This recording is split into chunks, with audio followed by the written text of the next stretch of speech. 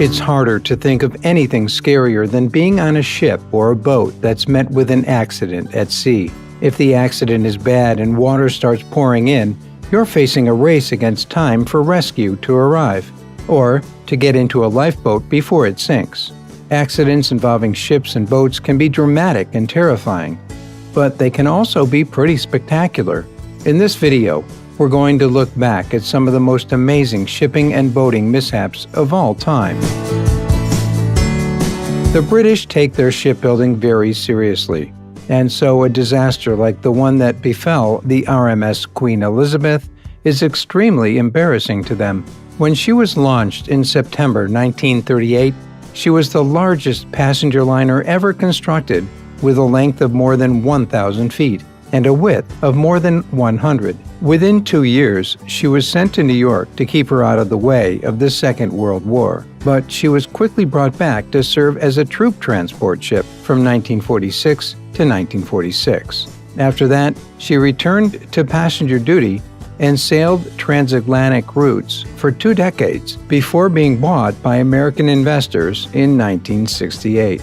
They wanted to turn her into a tourist attraction in Florida. Sadly, that wasn't to be. The aging ship was deemed a fire hazard by Florida's authorities, and so she was sold to an investor in Hong Kong in 1970. It turned out that the Floridians were right about the fire risk. A fire broke out on board while the ship was in Hong Kong harbor, and the water cannons used to fight it caused the ship to capsize. It was damaged beyond repair, and what was left after the fire had to be scrapped. The SS Maheno was another ocean liner that ended up being repurposed because of a war, although in the SS Maheno's case, it was the First World War as opposed to the Second. Built for the Union Company of New Zealand, the Maheno was supposed to ferry passengers back and forth across the Tasman Sea between New Zealand and Australia, a job she began in November 1905. First-class passengers aboard the 5,000-ton vessel enjoyed a range of luxury facilities, including a music room with a grand piano. She was still in service when the First World War broke out and found herself reclassified as a floating ambulance and hospital service. She was even given a temporary new name to match her new role, His Majesty's New Zealand Hospital Ship No. 1. After the war, she went back to her original job, but by 1935, she was showing signs of age and had been sold to a shipbreaker's yard. Fate had other ideas for her. While she was out at sea being towed to the yard, she was dragged into the path of a cyclone, which split her towline and sent her drifting to Fraser Island. Having beached there, she couldn't be dislodged, and so she remains in situ to this day. Officially, the FV Pacesetter is missing and has been since 1996. Unlike the Marie Celeste, though, the authorities have a pretty good idea what happened to her. They just don't know where to look for the wreck. The vessel was a crab fishing boat built in 1976 under the name Priscilla Ann, but changing hands twice in her lifetime and ending up in the hands of crab fishers Matt Pope and Dale Lindsay under the name Pacesetter in the 1990s. On January 27, 1996, the ship was reported missing after failing to return to port from a fishing expedition. A distress beacon was picked up in Kodiak, Alaska, and the Coast Guard set out to search for the lost ship. The beacon was found, as were 2 life rafts, but of the ship, there was no sign. Eyewitnesses who'd seen the ship at Dutch Harbor in Alaska reported that it was fully laden with crab pots, but Captain Pope had added more than 20 more crab pots to the load before leaving the harbor. The ship was rolling badly as it sailed away, and so it's presumed that the overloaded vessel sank.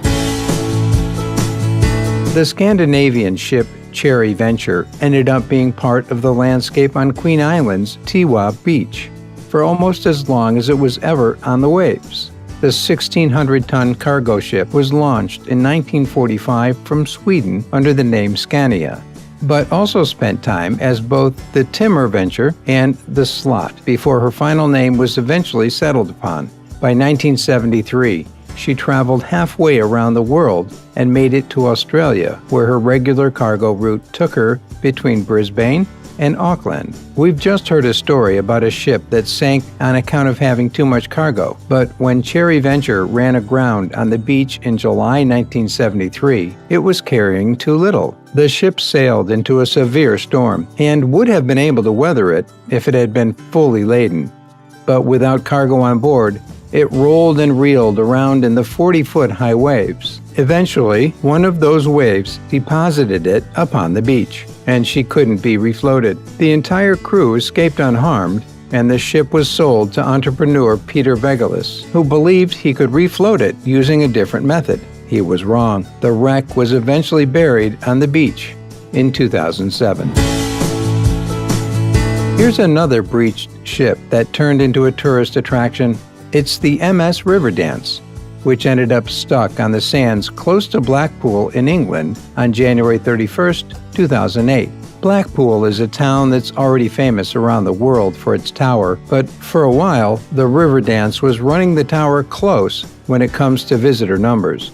Built in Germany and launched in 1977, the roll-on, roll-off ferry was in service with Seastruck ferries when the incident occurred and was serving the route between Heysham and Wearin Point. The wave that ended her sailing life caught her unawares, catching her broadside and shifting her cargo around, which unbalanced her. She sent out a distress call and was met with several rescue ships, but she was listing heavily and couldn't be prevented from running aground. When she hit the beach, she did so at such an angle that much of her cargo spilled out onto the sands and was collected up by locals. Fortunately, nobody was hurt in the accident, but despite numerous attempts, the Riverdance couldn't be saved. She was dismantled in situ in October of the same year. For obvious reasons, not every boat, ship, or submarine that was used during the Second World War returned to port at the end of its mission. Many were lost, and it's likely that we'll never find the wrecks of a lot of them. But some do still turn up, even after all this time. One such example is the Japanese submarine that was found on Kiska Island in Alaska in 2015. It's thought that it might even be the same submarine that was used to sink the USS Abner Reed in August 1943.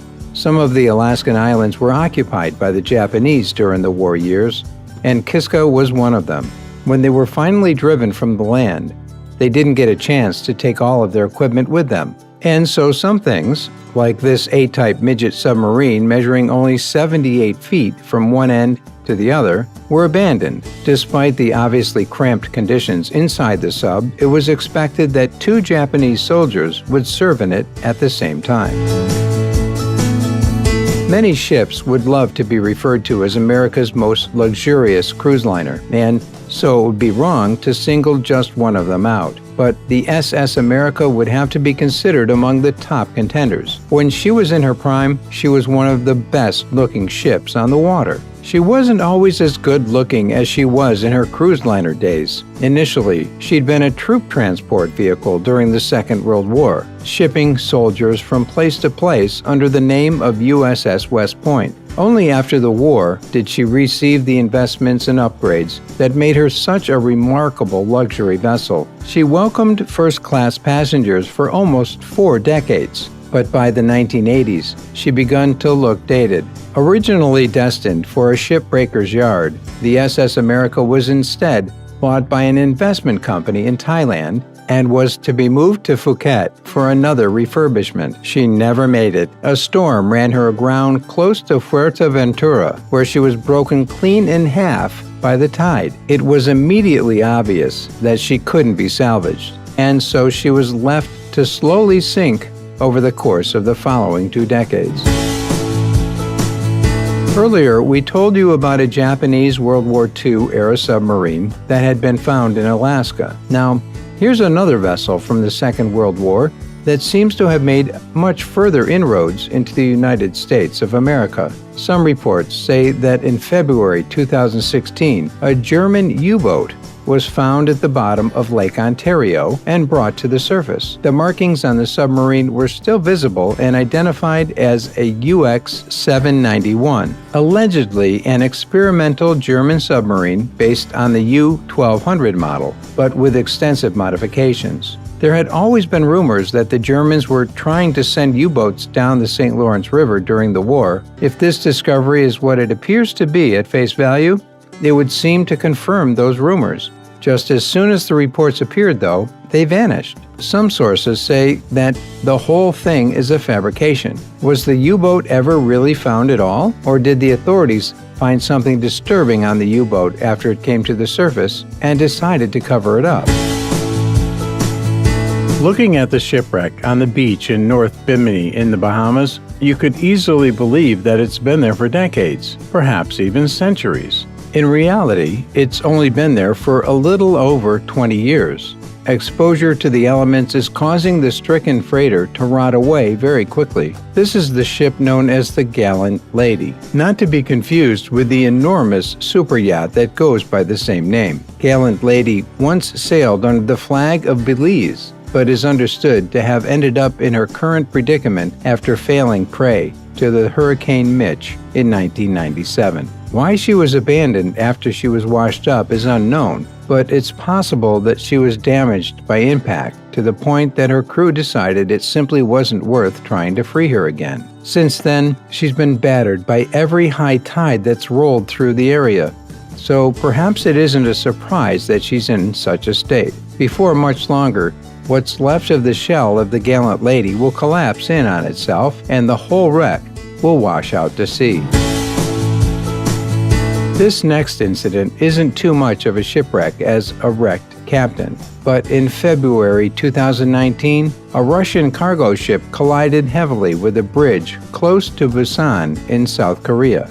Not only did the ship inexplicably hit the bridge, which the captain should have seen coming from a long way away, but it also attempted to run away from the scene as if nothing had happened, allegedly. When the Korean Coast Guard eventually caught up with the fleeing vessel and detained it, the captain was found to be very drunk. The ship, known as Seagrand, had only been in South Korea for 2 days when the crash happened and was supposed to be heading home to Vladivostok with over 3 million pounds of steel coils aboard. It's thought that none of the cargo was lost, even though the smash-up tore a hole in the front of the 370-foot-long ship. The bridge was also damaged by the incident, leading to its temporary closure. The captain of the ship was never named, but we suspect he lost his job when he eventually returned to Russia. Cruise ships tend to be very large vessels, so you would like to believe that they would be able to see each other coming. Apparently, that's not always the case, because 2 of them managed to get into a head-on collision while trying to dock in the port of Cozumel, Mexico.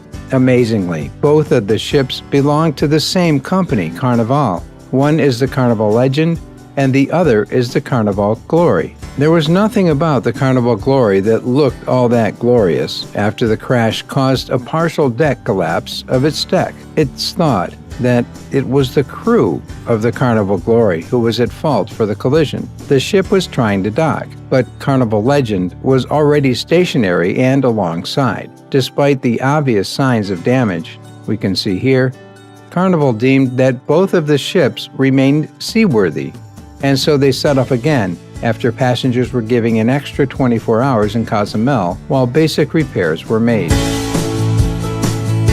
A collision between cruise liners is dangerous enough. A collision involving ships carrying oil is potentially lethal, not only to the people aboard the tankers, but also to the marine environment that would be affected by an oil spill. Even though every possible precaution is taken when it comes to moving oil and dangerous substances, accidents sometimes happen. In May 2019, a 760-foot-long oil tanker was making its way down the Houston Ship Channel when it came into contact with a tugboat pushing along 2 barges. One of the barges was capsized immediately on impact, and the other was damaged so badly that the gasoline stock inside it immediately began to leak out into the water. Thankfully, the oil tanker known as Genesis River wasn't damaged, or the situation would have been much worse. It's thought that the equivalent of around 9,000 barrels of reformate, a gasoline blending component, escaped into the water before the incident was brought under control. Looking at the size of the hole that was ripped into the side of the afflicted barge by the impact, it's a wonder that all 25,000 barrels didn't ebb away. Subscribe to the channel, turn on the notification bell, and enjoy watching new videos on my channel. Thanks for watching, and see you soon.